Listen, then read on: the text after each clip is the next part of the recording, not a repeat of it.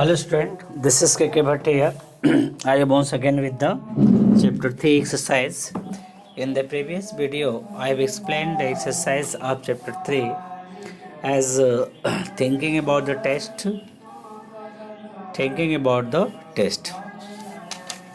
I hope the answer which I have told you that is clear and stable, and you take a lot of benefit through the answer, and it may be beneficial to complete your copy.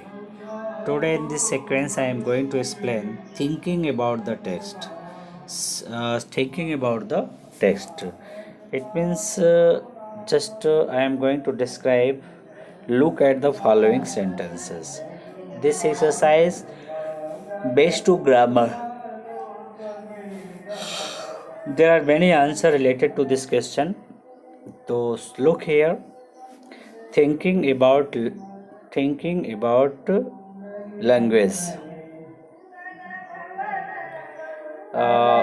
About the test about languages में हम क्या देखते हैं. Language आप जानते हो grammar को base करता है.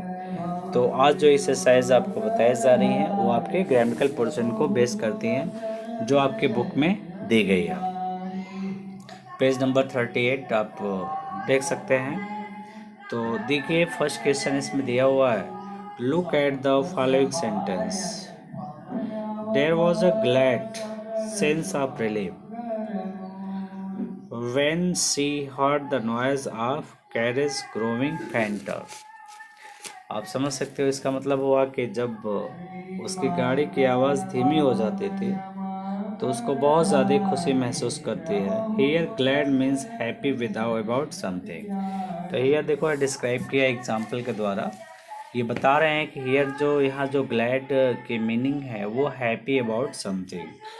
तो फिर आप देखिए यहाँ पे दिया है glad, happy, pleased, delighted, thrilled, and overjoyed are synonyms. What are expressions that have same or nearly same meaning? However, they express happiness in the certain way. अब ये कैसे हैप्पीनेस को शो करता है इसके बारे में आपको डिस्क्राइब करना है. तो expression that have the same or nearly the same meaning. However, they express happiness in certain ways. तो आप देख सकते हो. read the sentence below. दो sentences यहाँ दिए गए हैं. पहला है she was glad when the meeting was over. तो she was glad when the meeting was over. Second sentence दिया हुआ है the chief guest was pleased to announce the name of the winner. तो here are given some example how will we complete the exercise, that is for your help. अब आप यहाँ देख सकते हो फर्स्ट सेंटेंस दिया है use an appropriate word from the synonyms given above in the following sentence. यानी जो ब्रैकेट में आपके दिए हुए सेंटेंसेस थे उसकी हेल्प की सहायता से आपको इस सेंटेंस को पूरा करना है. Some clues are given in the bracket. कुछ क्लूज आपको ब्रैकेट में दिया गया है. अब जैसे दिया सी वॉज, इसके बाद डैश दे दिया. By the news of her brother wedding. तो वेरी प्लीज का यहाँ वेरी प्लीज टू. अब आप देखते हैं उसमें क्या क्या दिया हुआ. वेरी प्लीज के लिए यहाँ पे आप देखिए दिया है glad, happy, please, delighted, thrill, overjoyed. तो यहाँ हम ओवरजॉयड को यूज कर सकते हैं. She was overjoyed. Right the answer she was overjoyed. और सेकेंड को दिया I was dash to be invited to the party, extremely pleased and excited about.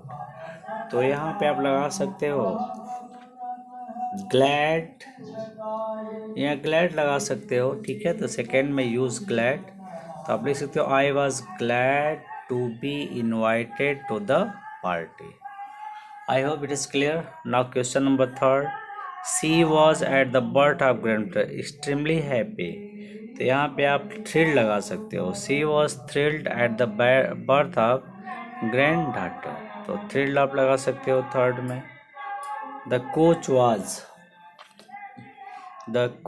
Was four आप यहाँ यूज करोगे प्लीज्ड लगा लो। The coach was pleased, okay. The coach was pleased with his performance. Satisfied about का मतलब आप pleased यहाँ लगा सकते हो। She was very happy, very के साथ हैप्पी लगाओ। She was very happy with a result, happy about something that has happened, तो सी वॉज वेरी हैप्पी। तो see here what is your answer? The first answer she was overjoyed और thrilled दोनों use कर सकते हो, thrilled भी use करना चाहो तो कर सकते हो। दूसरा आई वॉज ग्लैड, तीसरा सी वॉज थ्रिल्ड, चौथा the coach was pleased and she was very happy. In this way you can able to complete exercise 1. Now see the second question. Second question कह रहा है study the use of word big in the following sentence. See, he was so big, his hand and his neck, especially his mouth. Here big means large in size. तो यहाँ दिया हुआ है कि वास्तव में बिग का मीनिंग क्या होता है? Large in size. अब आके देखो दिया है ही was so big, it means his hand and his neck specially his mouth. Here big means large in size. Now consult a dictionary, you have to choose the dictionary. आप चाहो तो dictionary use कर सकते हो। And find out the meaning of a big in the following sentence one has been done for you. दिया है you are a big girl now.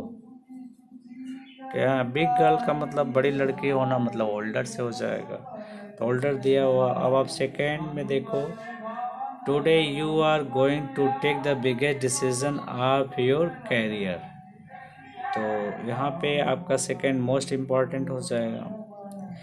यहाँ today you are going to take the most important decision of your career. Third question आप देख सकते हो यहाँ पे दिया हुआ है there project is full of a big, या बिग का मतलब हो जाएगा innovative. Your project is full of innovative idea, INNOVAT, innovative ideas. यहाँ बिग के स्थान पे क्या हो जाएगा? Innovative ideas. और थर्ड देखो दिया है cricket is a big game in our country, popular कर सकते हो। हियर बिग मीन्स पॉपुलर, तो आप लिख सकते हो क्रिकेट इज अ पॉपुलर आप लगा सकते हो, ठीक है। Cricket is a popular game in our country. Now fifth I am a big fan of Lata, I am a big, अब यहाँ बिग का मतलब ग्रेट हो जाएगा, तो आप लिख सकते हो I am a great fan, just right great in place of big, तो आपका हो जाएगा I am a big fan plus I am a great fan of Lata Mangeshkar. छठवा you have to live a bit more as my friend is a big eater. अब big eater का मतलब आप जब ज़्यादा खाने वाला है, तो उसके लिए जो वर्ड होगा वो आई थिंक मच हो जाएगा। You have to book cook a bit more as my friend is a, ठीक है, इज तो I think it is clear. Cricket is a big name in the country. अब four देखो क्या दिया है, cricket is a big name in our country. Four का मतलब पॉपुलर हो जाएगा, I am a big fan of Lata Mangeshkar, यहाँ ग्रेट हो जाएगा। You have to book cook a bit more और मच मोर हो जाएगा। You have to cook a much more as any my friend in his big career. What a big heart you have got father dear, तो आपका यहाँ last question हो जाएगा, last हो जाएगा, ठीक है। तो what you understand here? The answer is the first answer is most important, is second, third innovative, fourth popular, fifth great, six much and seven large. तो लार्ज इट इज क्लियर। अब यहाँ देख सकते हैं आप, repeat the answer. The first answer, she was overjoyed by the news of her brother's wedding. I was glad to be invited to the party. Third, अब she was at the birth of grandmother, तो आप यहाँ पे she was के लिए लगा सकते हो, thread लगा सकते हो। The coach was pleased and she was very happy. So this is the exercise which I have explained here. I hope it is clear to all. The verb of reporting, and study the following sentence. You read this all, screamed, ठीक है। इसके बाद you underline the verb of reporting in the following sentence. I will discuss in both sentence tomorrow. अब ये तो आप कर सकते हो, इसमें says है, mentioned है, third told होगा, fourth answered, fifth wondered, sixth told and seventh apological. तो आप चाहो तो आई को देख सकते हो, ठीक है। फर्स्ट में says and second mentioned हो गया, third told, fourth answered, fifth wonder, six told, seventh hero, apologized. So I hope it is clear to all. I hope you understand well, and at last thank to watch my video.